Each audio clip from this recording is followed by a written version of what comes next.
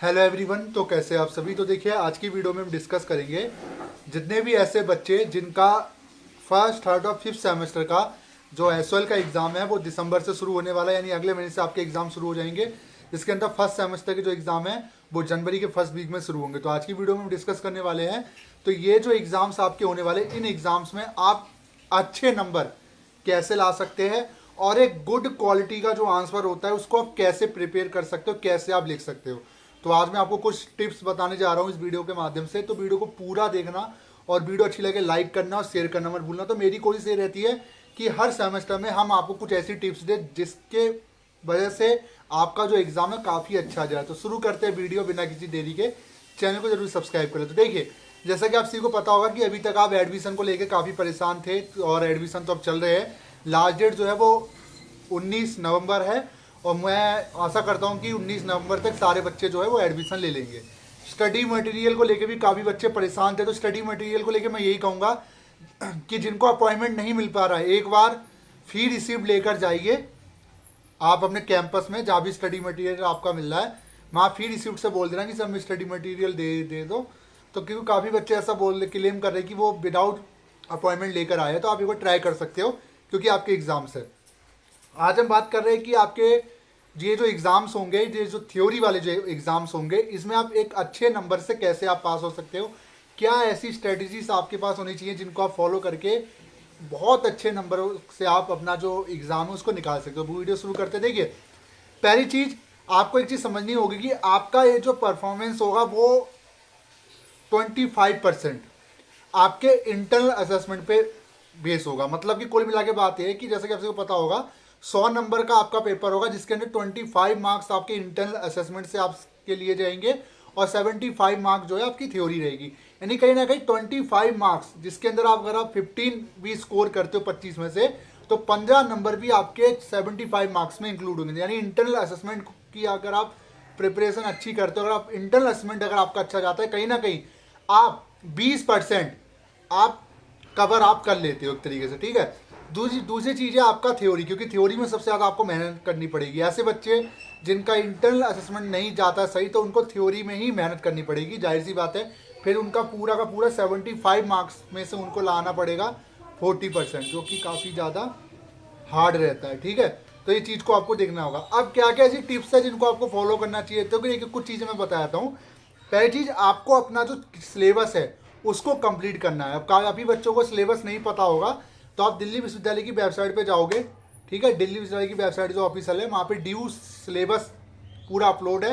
Problem ये है कि वहाँ पे आपको हर सब्जेक्ट का एक सब्जेक्ट आपको सिलेक्ट करना पड़ेगा, देखना पड़ेगा। बाकी एसओएल की जो वेबसाइट है वहाँ पे भी सिलेबस अवेलेबल है, बट फिफ्थ सेमेस्टर का सिलेबस नहीं है।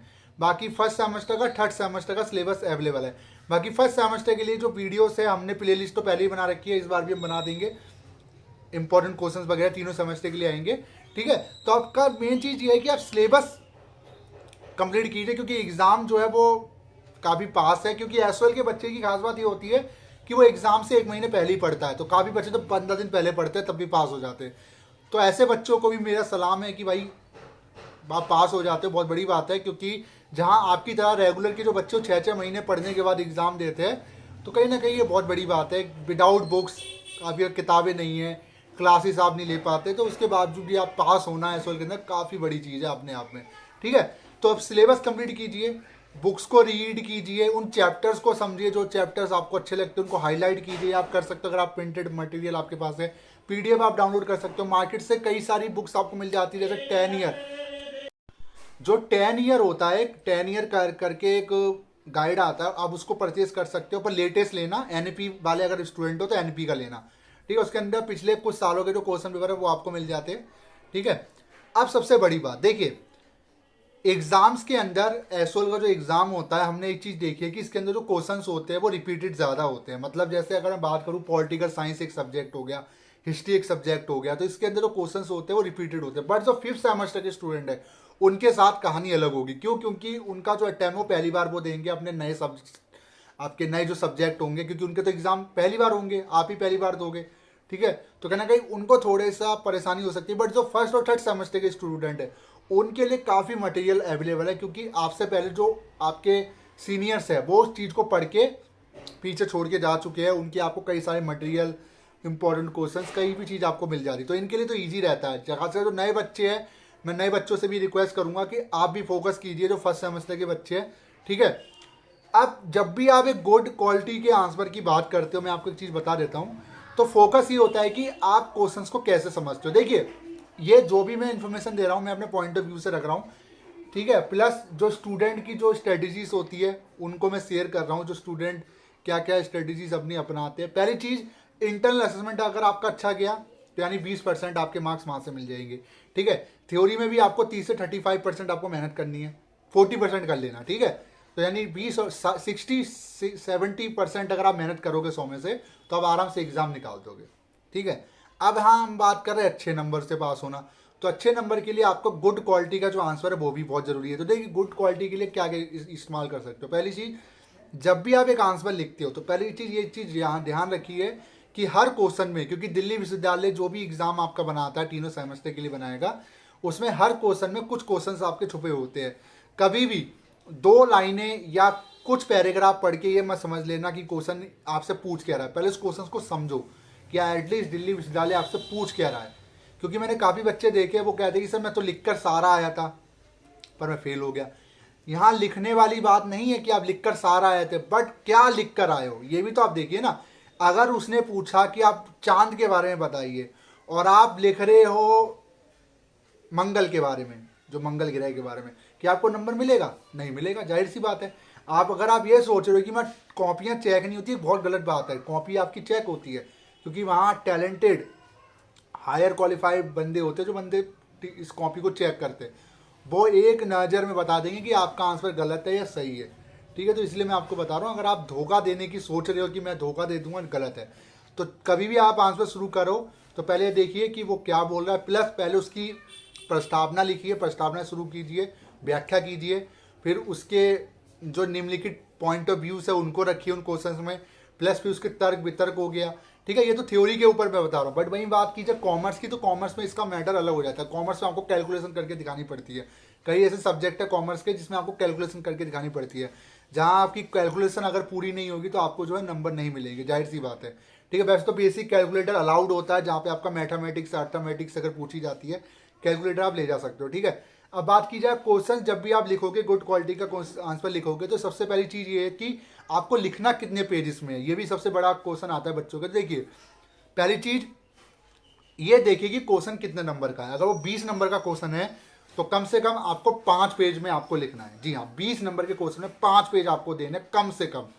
अब वो 5 पेज कैसे होंगे? एक सीट होती है आपकी, आगे पीछे मिला के 2 पेज होते हैं, यानी 2 सीट 2.5 सीट में अगर आप लिखोगे तब जाके आपको 20 में से 18, 17, 19 ऐसे नंबर आपको मिलेंगे। बट अगर आपकी बर्ड लिमिट कम हुई, अगर आप ये सोचेंगे 2 पेज में निपटा के निकल लूंगा, आप मुझे 20 में 20 मिल जाएगा, गलत बात है। क्योंकि इसके अंदर साफ साफ बोला जाता है कि आप कॉलेज लेवल पे हो, क्योंकि दिल्ली विश्वविद्यालय के अंदर सप्लीमेंट्री भी मिलती है, तो आप सप्लीमेंट्री भी ले सकते हो, इसको बांधना पड़ता है आपको। तो लिखने के लिए मैं यही कहूँगा कि आप पॉइंट वाइज लिखिए। जितना पॉइंट वाइज लिखोगे, अपने शब्दों में लिखोगे, पढ़ के लिखोगे, वो अच्छा रहेगा। क्योंकि मैंने देखा जो रट्टा मार के लिखता है वो ज़्यादा नहीं लिख पाता, उसको उतना ही लिखा है ना जितना उसने रट्टा मारा है। क्या आप पूरी बुक रट सकते हो? क्या एज इट इज रट्टा मारने वाला बंदा क्या क्वेश्चन बना पाएगा? जो क्वेश्चन दिल्ली विश्वविद्यालय बनाता क्या उनका आंसर बना के लिख पाएगा? नहीं बना पाएगा, क्योंकि उसने पढ़ा नहीं है। तो रट्टे से अच्छा आप समझो, ठीक है। रट्टा मारना कोई बुरी बात नहीं है, मैं नहीं कह रट्टा मत मारो, ठीक है। तो रट्टा मार के ऊपर एक सॉन्ग भी आया था, कमेंट बॉक्स जरूर बताना सॉन्ग कौन सा, किस मूवी का सॉन्ग है।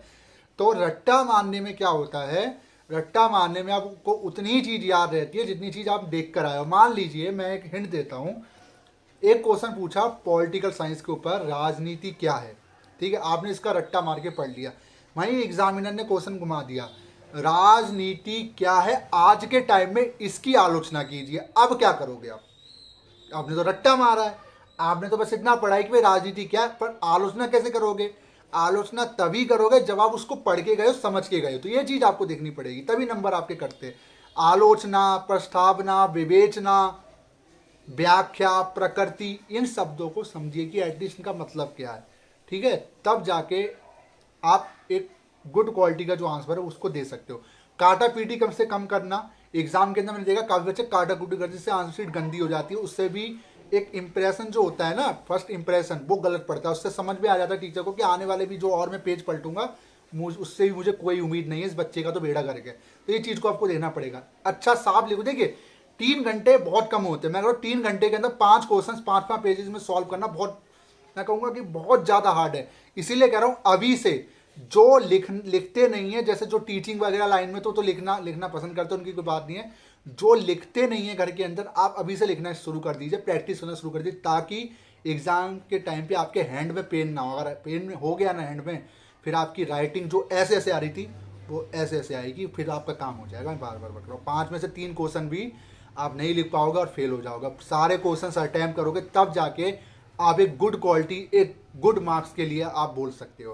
Plus important questions, previous year के क्वेश्चन पेपर, प्लस सिलेबस, ये सारी चीज़ें आपके लिए काफ़ी इंपॉर्टेंट है। बुक्स को आप रीड कीजिए, इन सबको काफ़ी हेल्प मिलेगी। बस इसमें और कुछ ऐसा है नहीं, ठीक है। इनको फॉलो कीजिए, बाकी तो हम आपको गाइड करते रहते हैं, हम लाएंगे। और हाँ, ज़्यादा से ज़्यादा लिखो, बट जो पूछा गया उतना ही लिखो, अपने शब्दों में लिखो, समझ के लिखो, तभी आप अच्छे मार्क्स से पास हो सकते हैं। क्योंकि देखिए एसओएल के अंदर मैंने एक ऐसे ऐसे बच्चे देखे जिनके नंबर 80-80 भी आए हैं। ऐसा नहीं है कि आप एसओएल के अंदर फेल ही देख रहे हो, फेल नहीं होता। फेल कौन होते हैं? वो बच्चे जो लिख कर तो आए हैं, पर क्या लिख कर आए हैं ये तो वो ही बच्चा जानता है, ठीक है। ये तो एग्जामिनर पर जानता है, ये वो बच्चा जानता है। मैं नहीं बता पाऊंगा क्या लिख कर आया है। मैं बिल्कुल मानता हूँ कि 1% ह्यूमन एरर होता होगा कि हाँ भाई आपको फेल कर दिया गया, पर ऐसा तो हो रही है कि 100 में 100 बच्चों को ही फेल कर दिया गया हो, है ना। तो ऐसा नहीं चलती यूनिवर्सिटी, ये चीज़ आपको समझनी पड़ेगी। बट वही चीज़ मुझे आपको बतानी थी। कभी भी जब भी आप आंसर लिखो, तीनों सेमेस्टर के लिए कह रहा हूँ, आप पहले सिलेबस को कंप्लीट करो, पढ़ो, पॉइंट वाइज लिखो, ब्लैक और ब्लू पेन का यूज़ करो, हाईलाइट करो, निष्कर्ष जरूर लिखो, निष्कर्ष के भी आपको नंबर मिलते हैं, ठीक है। तो इन चीज़ों का आप अपनाओ, आपको काफ़ी हेल्प मिलेगी। तो वीडियो कैसी लगी जरूर बताएगा। इस वीडियो में बस इतना ही, और नेक्स्ट वीडियो आप किस टॉपिक पे चाहते हो जरूर बताएगा। Thank you so much.